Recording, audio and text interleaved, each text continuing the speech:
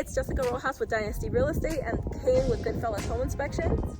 Today we're going to be covering basic knowledge that every home buyer should have during a home inspection, as well as basic knowledge that every homeowner should have after they buy a house. So follow us and we'll get you guys going. All right, second would be the electrical panel. If you want to install a ceiling fan, if you want to install a light fixture, replace a worn out outlet, you want to know where the electrical outlet is at. Sometimes the power goes out, and this is where you want to come to shut everything off.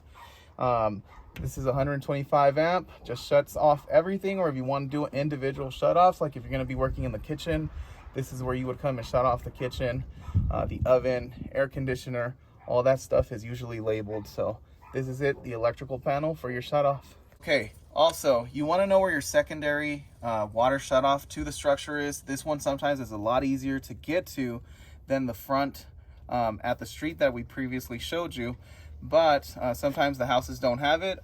Also, I want to talk about the water pressure regulator. This regulates the amount of pressure that goes into the water. It's calculated by PSI. Some people like to have their water pressure higher. The recommended PSI is 75. I've seen them up to 120, 150. Usually when we see it that high, we recommend lowering it. But like I said, it's a preference thing. Some people even lower it to as far as 50 PSI. That's to conserve water. Pretty much, you want to make sure that this is working, functional, and not leaking. That's something that we always look for. So look out for that. Okay, another thing that I want you guys to keep in mind is you need to know if your house is on septic or sewer. For this house in particular here, it's on the sewer. We can see the clean out in the garage.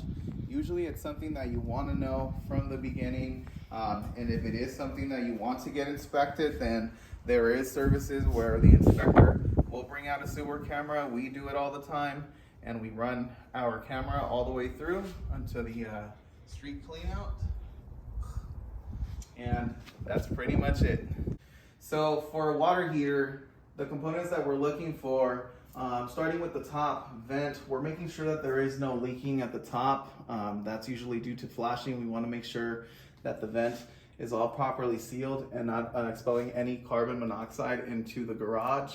The plumbing, we want to make sure that there is no fixtures with corrosion or mineral buildup, that it's trapped, that the TPR valve is there, the overflow line is good. The gas valve is good here. The only thing I would recommend for this water heater in particular would be a drip catch pan in case there was some sort of leak.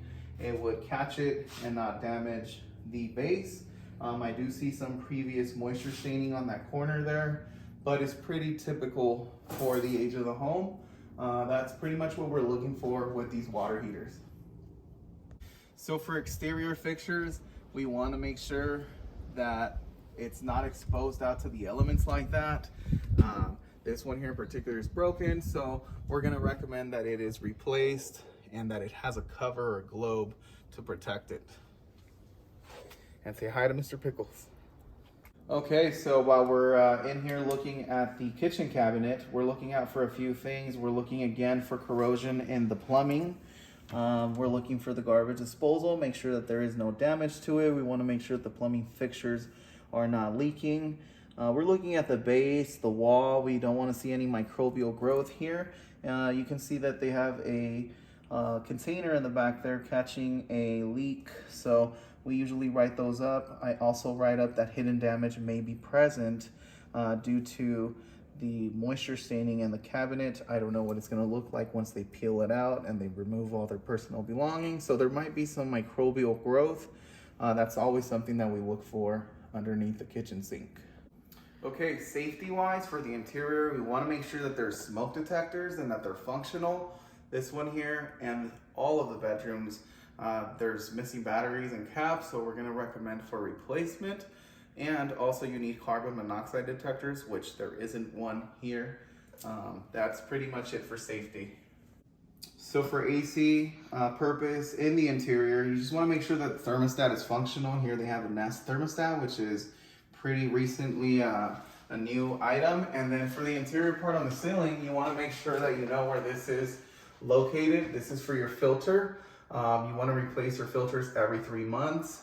They get accumulated with dust and debris, so change those out every 3 months. That's what that's for. Okay, for the interior of the fireplace, we usually check for the gas valve that is functional. For this one here, we just turn it. It is capped, so we just want to make sure that the valve is functional. Also, we were looking for any cracks or anything in there where it's huge gaps. Some people like to burn actual wood in these small fireplaces, and they're not rated for that much heat. This is what we always recommend our buyers to use with these interior appliances. These logs don't get too hot to the point where they damage the appliance, so that's exactly what we're looking for in here. For bath enclosures, we're always making sure that all the hardware is properly working and sealing.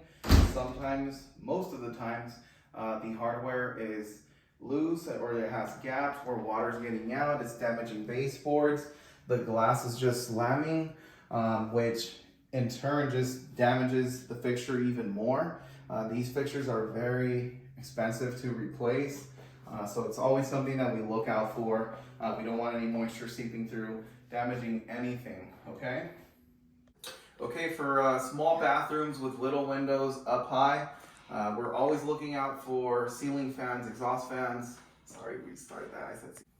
Okay, now for the small bathrooms with small windows like that, which are up high, we're always looking out for exhaust fans. Exhaust fans help with getting the moisture out and preventing from microbial growth, which you can find on the walls there due to them not opening up a window and it gets hot and steamy.